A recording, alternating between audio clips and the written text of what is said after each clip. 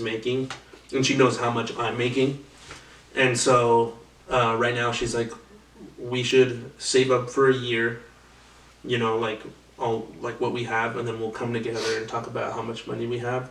So then we can probably talk about moving it, right? Because I feel like right now, like I can't tell her like, why are you spending money on this, right? Because like we're not at that point yet.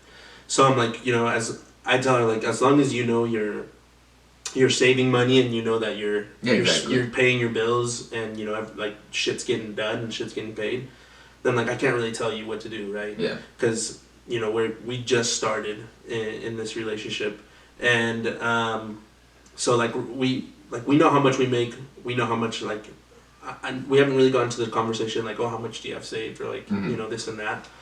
But we are gonna come at one point at the end of this year and be like, okay, this is how much we have. Like, let's start looking into moving in together. But you know, I've always told her too, like, you know, yeah, because she just got a promotion, so now she's getting paid like once a month, and so she's like, oh, I'm gonna have to like take out of my savings and whatnot.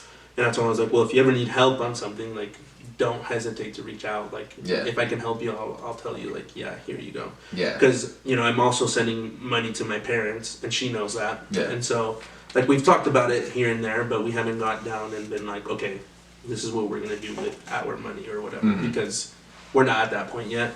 But, like, we've talked about it because it is important. I feel like she should know, like, what I have, because then if we decide to go on a trip or like go on a date or whatever and be like, hey, this is like my budget, right?